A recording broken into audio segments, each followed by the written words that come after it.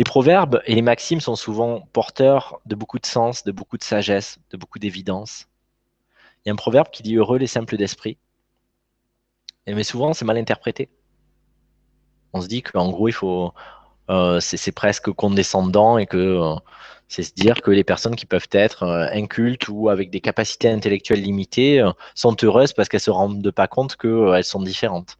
Alors qu'en réalité, heureux les simples d'esprit, ils vivent dans le présent, ils ont de l'autodérision, ils ne se posent pas de questions, ils vivent, ils sont heureux, ils ne se posent pas la question de savoir s'ils rient trop ou s'ils sont trop tristes.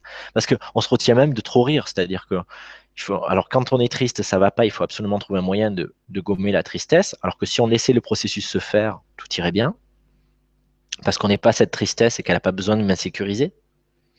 Quand je suis trop joyeux, c'est problématique. Vous avez jamais remarqué? Non, mais cette personne, hein, c'est louche, elle est trop joyeuse, elle rit trop. Il y a un truc, ça cache quelque chose.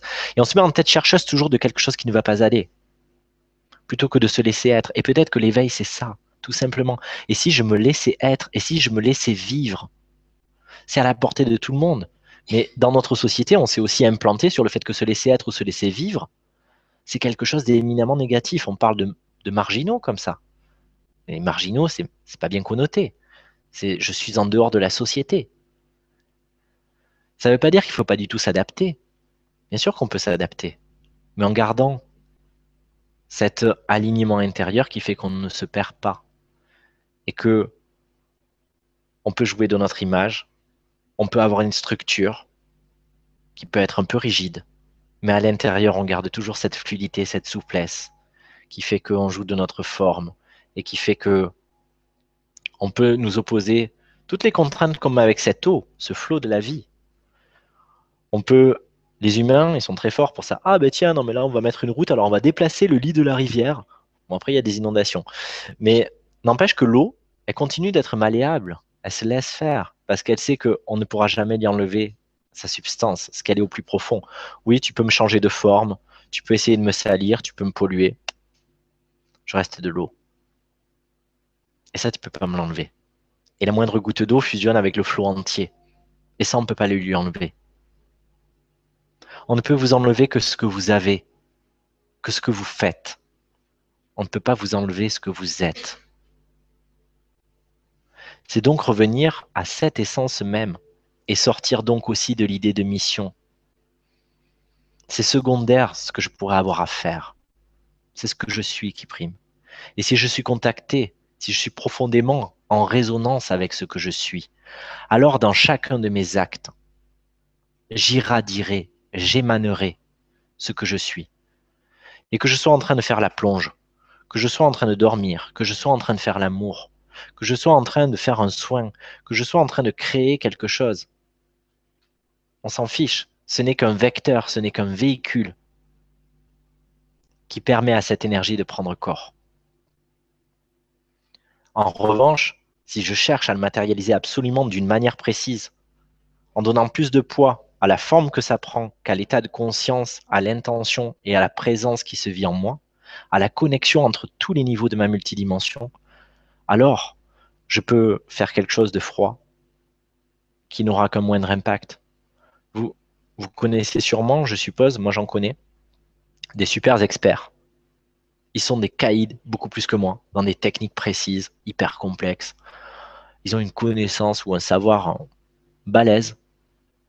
Et pourtant, ils n'ont pas toujours les résultats escomptés. Et puis, je connais aussi des personnes qui me touchent profondément. C'est un peu la même chose que dans les chanteurs, vous savez, ou les chanteuses. Il y en a qu'on des voix impeccables, techniques, royales, 6 octaves, le truc. Et puis, il y en a, chante pas si bien que ça, au final. Pas une voix puissante, machin, il peut même y avoir des faussetés, mais elle me touche. Elle vient bouger quelque chose en moi. Elle m'émeut.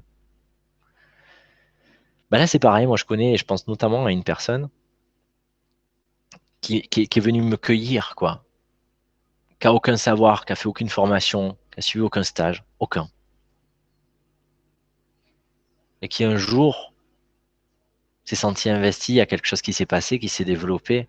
Et cette personne, avec beaucoup d'humilité, la vraie, pas juste en toute humilité, non, une vraie humilité. Mais pas non plus une fausse modestie, c'est-à-dire qu'à la fois, phrase de Michael Roth, qui dit la véritable modestie n'est pas de se diminuer, la véritable modestie est de briller de toute sa lumière sans la prendre pour trop personnelle, c'est-à-dire accepter d'être puissant sans penser que c'est moi qui suis puissant. J'exprime la puissance. C'est pas pareil. Et donc je pense à cette personne qui accepte de ne pas savoir, qui n'est pas en train de se gargariser ou de se sécuriser en se disant ah ben ça y est, j'ai trouvé comment ça fonctionne et donc je vais reproduire à l'infini sur toutes les personnes qui viendront me voir. Non, qui à chaque fois est là. Je ne sais pas si je vais pouvoir faire quelque chose et je ne sais pas. Je me sens ignorant. Tout ce que je sais, c'est que j'ai à cœur de donner le meilleur, même si je ne sais pas comment donner le meilleur de moi, parce que j'ai l'impression de rien avoir pour, si ce n'est l'intention profonde de mon cœur d'aimer la personne et d'y apporter tout l'amour de Dieu. Et cette personne a fait des miracles, même si elle ne sait pas comment. Et pour moi, elle est pleinement la démonstration que c'est pas là que ça se passe.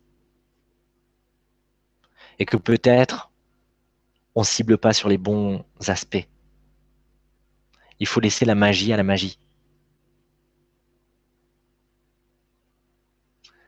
Je pense que le jour où on aura tout découvert, comment tout fonctionne et qu'on aura tout disséqué, comme certains scientifiques ont reconstitué le corps humain dans son ensemble et qu'on n'arrive pas à mettre l'étincelle de vie. Mais le jour où on y arrive, peut-être que ça n'aura plus de magie. Et peut-être qu'on inventera autre chose. Peut-être que, justement, une forme d'éveil n'est pas d'avoir tout cerné, mais d'avoir accueilli que nous n'avions pas besoin de cela pour le mobiliser et qu'on pouvait faire appel au mythique, au mystique, au magique et le laisser œuvrer.